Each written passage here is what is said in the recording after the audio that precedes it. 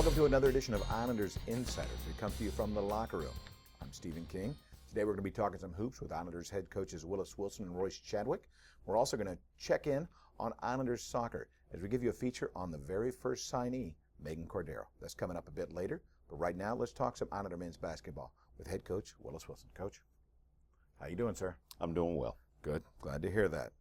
Tough weekend. This past weekend, I guess one slipped through the fingers. Sam Houston State came to town, had a game here in the Dugan Wellness Center. Good crowd, good atmosphere. Had a lead, but somehow or another, in the final moments, it just kind of slipped away. And you and I have talked about these things over and over again. And I think when we talked briefly after the game, I know the one thing that really stood out was those first 5 minutes of the second half for you. Well, again, it's a process. It's absolutely a process. The things that this basketball team has been going through all year long, 10 sophomores and freshmen, no seniors, very little returning leadership. We've got to learn how to win. We learn how to play hard. We're learning how to develop a work ethic. We're learning how to prepare. And so we've done those things the last 6 or 7 basketball games. We've had leads in the second half or been in nip and tuck basketball games. This was a situation where we had control of the game pretty much throughout. And the first 5 minutes of the second half, again, was a nemesis where Sam Houston State was able to eliminate a double-digit lead or close to a double-digit lead. And then we were in a dogfight the rest of the way. And unfortunately for us, we just didn't have enough in the last couple minutes. They did fight back, no doubt, but then it seemed like you were able to hold them off. They couldn't take the lead initially. You were able to build back to the 8-point lead. And then in the final few moments, you know, you've talked about this. You mentioned it in the pregame show with me. Just not taking your foot off the gas type of situation, maybe playing a little passive down the stretch. Is that what happened? I know that they made a couple big shots. There's no doubt, and you got to give them credit where credit's due. But at the same time, you got to give Sam Houston credit. Sam Houston State, they put their foot on the gas. I don't know how much we let up, but they imposed their will on us late in the basketball game. And the truth of the matter was they were able to get the ball in spots on the floor that really compromised our defense, and so they were able to score some baskets and get to the free throw line. We've got to just develop a little bit more toughness and a little bit more of a keen understanding of what people are going to try to do to us down the stretch when we need to close out basketball games. John Jordan, 17 points, 11 rebounds, back-to-back double-doubles for John. Talk about him for a moment here in the sense that he really has evolved as more of an offensive threat than he was in the past. He's always been still a pass-first guy, and scoring was secondary to him. But kind of tell me about his involvement. Well, the truth of the matter is it's been out of necessity. We've had a lot of good looks this year, and we've struggled to have guys step up and knock shots down, and we need production. And John is a guy that, with his athleticism, with his savvy, as much as the ball's in his hands, he's found a way to find a pretty decent balance, from my opinion, averaging right about 5 assists a game on a team that's only shooting 37-38% from the field. That's a tough chore. But the flip side to it is we do need points on the board, and so he's been able to provide scoring for us here in conference play. And that's an area where we've got to become consistent. I like the things that we're doing from an offensive standpoint. Our execution is getting better, but we still need some guys to step up and understand and really value how important it is to be consistent with that execution. Consistent from man to man. I understand what you're saying. This past game, well, a couple games back, Zane Knowles in particular, 4 fouls and maybe just a couple minutes of play. Things happen. This time it happened to Nate Max. He played 5 minutes, picked up 4 fouls. What did they do so much to cause us trouble, or was it them, or was it us? Well, it's an adjustment that our guys are going to have to learn how to make. If it's happening at the rate that it has, at some point we got to look within and make some adjustments. We need those guys to be aggressive, and we need those guys to be in the play, but they're going to have to come to grips that they're going to have to do things in a slightly different way. Foul trouble for our bigs all year long has been a problem, and that's one of the reasons why Dale Francis has been thrust into the lineup. He's been the one guy that's been a lot more consistent in those areas, and even he has had some issues with foul trouble. This is a very physical level of basketball at Division I. It's very intense, and so it's played with your feet from the ground up. It's played with your heart, and sometimes you're just going to have to trust in your teammates and trust in your ability to allow the defense to make a mistake instead of always trying to force a play to happen. Let's talk a little bit about your bench, though. You know, you utilized your depth substantially in this game. Your guard play in particular Jelani Curry. You mentioned to me in the pregame that said keep an eye out for Jelani Curry today, and ultimately he played 17 minutes. That's a career high for him. What is he showing you in practice that exuded the type of confidence to give him that many minutes and to let him do his thing? Well, number one, he's been pretty good defensively. He's been guarding the ball at point of attack and not getting beat off the dribble. He's an athlete that's provided us a guy that can compete on the backboards and keep his guy from going after the ball.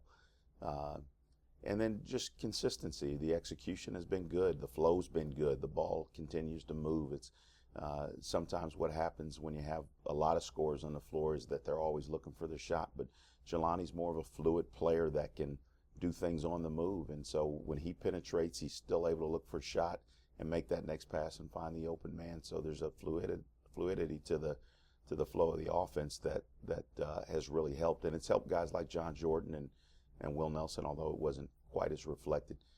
But he's just not afraid to play. He's a very, very talented guy. He's a young kid that really, I think, has kind of waited for his opportunity. And the one thing that I've encouraged him to do is step up and take it. This week, big week, lots going on, lots happening with the homecoming festivities, the pink game on Thursday as well. Lots of interesting stuff happening, but also two games that definitely appear very winnable. Lamar on Thursday, we've already defeated Lamar. We knocked them off in Beaumont. And McNeese, that was nip and tuck the whole way. The Cowboys ultimately pulled it out in the end in Lake Charles. But that sounds familiar. you know what? I'm getting a little too comfortable saying that, but two very, very winnable games coming up this week. Yeah, very, very winnable games, but that's kind of been the theme here as of late. We've had a lot of winnable games, and we've been in a lot of games, but that whole theme about keeping our foot on the gas and finding that fortitude to finish out the games. We were 10 for 14 from the free throw line, but in a close game, those 4 free throws make a difference. When you look at Sam Houston on the other side of the ledger, I think they were 18 for 21, so it's not unreasonable to expect guys to make one more shot or make one more free throw or get one more stop. And that's where we are. The fact of the matter is, over the last 5-6 basketball games, even a couple games back, we have a double-digit deficit at the end, but that was not reflected at Southeast Louisiana. That was not reflective of the actual flow of the game because we had a 5-point lead in the second half. What we've got to do is figure out a way to be 5 possessions better. One thing that we know as a coaching staff is those 3 or 4 of those possessions, maybe even all 5, are coming at the start of the second half, the start of basketball games. We've gotten better at the start of the game. We've got to find a way to be better at the start of the half. Coach, it was a tough weekend, but we've got a big opportunity coming up this week. Good luck to you. Well, the one thing I will say, too, is that it was an exciting basketball game for our fans. Very and much. Hopefully people want to be involved with a program that's playing exciting basketball. No doubt, no doubt. Thank you again, Coach. Thank you. Appreciate it. When we come back to Islanders Insider, we're going to check in with Islanders correspondent J.J. Jackson as she tells you about the very first signee of Islanders soccer, Meghan Cordero. That's coming your way right here on Islanders Insider. Welcome back to Islanders Insider. At this time, let's check in on this week's feature with Islander correspondent J.J. Jackson as she tells you about the Islanders' very first soccer player, Meghan Cordero. And without further ado, ladies and gentlemen, I want to introduce to you the first head women's soccer coach at Texas A&M Corpus Christi, Miss Shanna Caldwell. Since being introduced as the Islanders head coach in January 2012, Shanna Caldwell has been waiting for this day, February 7, 2013, the day that she can announce her first team. We're really excited about the new group of girls that we have committed. Everyone brings something different and unique. There's a lot of leadership in some of the transfers we have coming in, and just the excitement of all the players ready to hit the ground running. With the program set to begin in 2013, the first member of the program, Meghan Cordero, has already jumped into the swing of things. Cordero is a very unique player because she is, well, not just player, but person as well. She's extremely focused. She's super excited.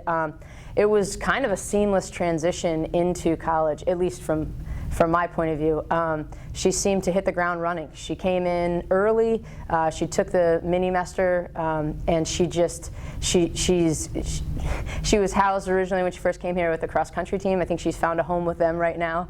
But I think she's adjusted very well. Right now it's a little lonely. I'm really anxious for my teammates to get here, and I'm ready to get started. I love our coaches. It's one of the main reasons I came to this school. They're very easy to talk to, they're fun, but they can be serious at the same time. With a large group of freshmen enrolling in the fall, the coaches look to Cordero for leadership within the young squad. The biggest thing is that Cordero, we're going to look to her for a leadership role. She's going to have been here for, an entire semester, perhaps summer, and so she's going to kind of, as much as she can without actually having a playing season, know the ropes, and she can help lead. We're going to have maybe 16 freshmen, incoming freshmen. That's a lot. And while there are going to be leaders in that freshman group, I think they're going to be looking for somebody who kind of knows a little bit more about the college process and the college experience, and I think Cordero is going to be that. Megan came in and actually wanted to start and do a mini-mester, so she's been on campus for about a month now. She's made a lot of friends, and I think that she's had a pretty smooth transition.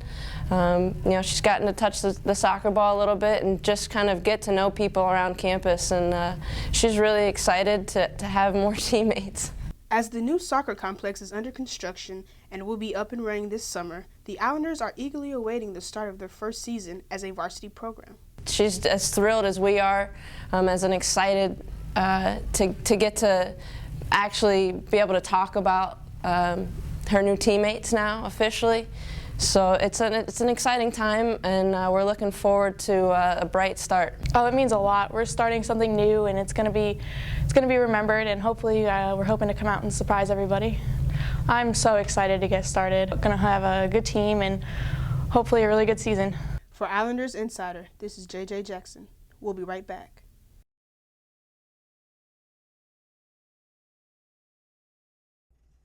Welcome back to Islanders Insiders. We come to you once again today here from the locker room.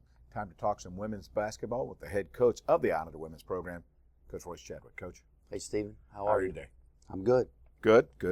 But unfortunately, you're good, but not with another win in the column, though. This past Friday, your team was involved. Truthfully, what I witnessed was a bit of a war with Sam Houston State. They were the top team in the Southland, but unfortunately came out on the wrong end, but they really came to play. What did you see from the effort from your team that day? Well, first of all, I think kudos go to our fans. We had a great crowd. They were very much into the game. They're a knowledgeable group. They supported us all year long, and they made a difference in that game. I thought in the first half our defense was very good. We've had a week to prepare for Sam Houston, so we sort of knew what they brought to the table. We knew what we wanted to do, and I thought we executed that very well. When our defense is in front of us in the first half, and as coaches and players, we can talk to each other and we can help each other out, we're a better defensive team. We go in the second half where the defense goes to the other end where they can't hear our bench and they don't respond as well without the positive flavor, the entire game. So we didn't play as well defensively in the second half, and I thought that was the difference in the game. But our fans were very much into the game and made a difference for us. Yeah, there was a great effort defensively, but truthfully, there was also an outstanding offensive effort, at least from one of your players that day. Ashley Darley, the redshirt junior, she had a monster day, 13 and 16 from the field, 29 points, a career high. Did you know that she had that kind of performance inside of her? Well, she's very capable. I think that Ashley's been facing a lot of adversity this year. She's been injured in every way, shape, and form that you can be hurt. And yeah, every time I've seen her with an ice bag somewhere on her body. Yeah, and it's usually 2 or 3. So she's fought through an awful lot of different things this year. This last week, she missed a couple of practices, and I really think that helped her in the fact that she went into that game fresh. We only had one game that week, and she was able to lay out a practice a couple of days and then really get herself right and ready to go and play. Sam Houston gives up elbow drives, and Ashley is our best driver from that area, and so their weakness was her strength, and I think that it was a perfect storm for her, and she had a great game. You mentioned that maybe her taking a couple of days off might have helped her. As the season progresses, do you have to take that into consideration? As much time as you need from them in the gym to prepare, sometimes you need them out of the gym to heal up a bit. Well, without a doubt, you have to back up February. You practice away a lot of good play if you practice in February like you did in September. So we always back our practices up. And I've told my players, virtually I'm going to treat you just like I would treat you if you were parade All-Americans. We're going to act like we are 17-0 and we're rocking along, and we're going to work on our fundamentals, but we're not going to take you in the gym and overwork you simply because our record is not what we want it to be. We're going to practice for the future. We're going to practice the way that we feel like gives us the best chance to win that next basketball game. We did have a first on Friday night. Well, let's just say you were a little enthusiastic, got a little fired up on the sideline, picked up a technical foul, your first of the season. But sometimes you do those out of emotion, sometimes you do those out of strategy. What was the case here? Well, it was a little bit of everything. Number one, I thought that we'd missed a call on one end, then we came down, same official missed another one. And so, it just ran through my mind. It's kind of one of those spur of the moment things, hey, it's time. So, I went out and talked to him, and, I went to church yesterday to make sure that, that I knew there was nothing personal, because I wasn't a nice guy. So we got technical, but hopefully what you hope your team rises to the occasion after that. You hope that they get inspired to say, okay, this is just not happening to us. And it was our first one, so I was very anxious to see how we responded and see what we did. And we talked about it after the game, and pretty much I thought that from the whole team, it was kind of like, oh, I get it now. But at that point, it's a little late, about where you are. But hopefully the next time we put ourselves in that situation, we'll respond and we'll jump back up and we'll go on a run, and it will inspire us to get a victory. Tell me about the progress you've seen from your team. Are there any individuals in particular that really have changed dramatically from the beginning of the season to this point? Well, I think a bunch of them. You look at Verniqua Taylor and how she used to lose her composure at all times and be slapping the back the pads and yelling at players, and she's really become a much better leader and much more of a lead by example young lady. You look at what Jessica Jammer is doing for us, and Jessica is a very, very athletic player, but has had a hard time developing any consistency and trying to go and bring the same thing to you every single night. I think the most improved player we have is Ashante Plummer. I think you look at where she was as a freshman and the way she battles now, and she stays in foul trouble, but she's in a situation where she never backs down. She's undersized, she's not thick enough, she's not strong enough. She hasn't really had an off season with us to go and get in the weight room and get to the point where she can bang and battle with those people, yet her heart and toughness have been there. You look at Janae Blunt and where she started, and at one time all she was a catch and shoot player. Now she's added other dimensions to that, and she's worked on her defense to try to make it better. So I think as a group we've improved, but we have some individuals who have really turned the corner and I think are going to be very good players for us in the future. We got a big week this week. We have our pink game on Thursday against Lamar. McNeese is our homecoming game. They're important games, obviously. And with all the festivities that surround it, can that be somewhat distracting? Does that ever concern you when you have so much hoopla surrounding the games? Well, Stephen, everything concerns me with this crew because you never know how we're going to react. We don't have a one leader in that locker room that says, we got this, let's go. When the going gets tough, give it to me and I'll respond. Everybody is still looking around for somebody to step up and be that one girl every single night. And so, yes, it concerns me, but it's also an opportunity to engage our fans. And you talk about loyal fans. We've had some of the best that of any place I've ever been. I think the fans here have been extremely loyal. They support these young ladies, and they'll be there for homecoming. So we want to give back a little bit and let them know how much we appreciate them. Thursday's game, the pink game, as I mentioned, Lamar comes to town. A very winnable game. Last time you faced up against Lamar in Beaumont, 2.5 minutes to go. Game was tied. He ultimately lost that game by 7, but what do we have to do differently this week than what happened on that night? Well, I think what happened that night is a mental toughness thing that you have to be there once or twice, understand the adversity you have to overcome, and focus. And every time we get to that point, I think we get a little tougher, but it's just like shooting free throws in the gym with nobody in the gym. I've seen players go in there and nobody in the gym, they'll come back and go, Coach, I was 95 out of 100. That's great. Then you get them in a game, 2 minutes to go, scores tied. They're at the free throw line with 2 shots and can't make either one of them. And it's just being able to focus through adversity. And we were there. Of course, Lamar is a very good basketball team, and they have guards that might be, some of the best in the league. So we have to be prepared to play good defense and help each other out.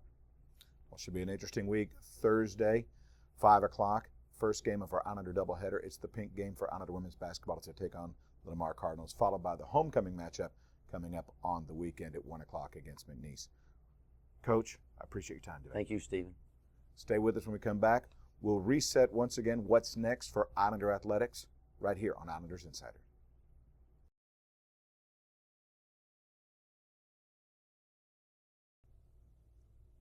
Welcome back to Islanders Insiders. We wrap things up today here in the locker room. Let's take a look ahead at what's up next for Islander athletics.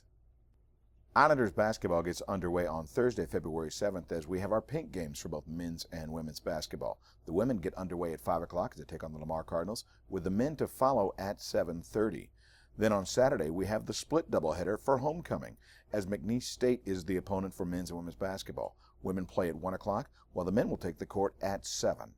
Islanders softball gets underway on Thursday, February 7th, as they travel to the University of Texas to take on the Longhorns. That's a 7 o'clock start time. Then they'll stay in Austin on Friday, Saturday, and Sunday as they participate in the Texas Classic. First game in the Classic starts for the Islanders on Friday at 3 o'clock. Women's tennis continues their strong start to the season as they host Texas Pan American on Thursday. That's a 1 o'clock start time at the Henry Tennis Center.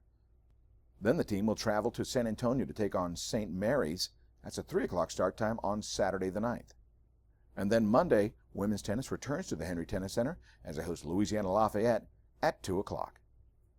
Once again, we appreciate everybody tuning in and hope to see everybody at this week's homecoming festivities. For more information about homecoming festivities, you can go to goislanders.com or tamucc.edu. Thank you again to Willis Wilson, Royce Chadwick, J.J. Jackson, and Meghan Cordero for being a part of today's show. I want to thank you for tuning in. I'm Stephen King, live from the locker room. This has been Islanders Insider.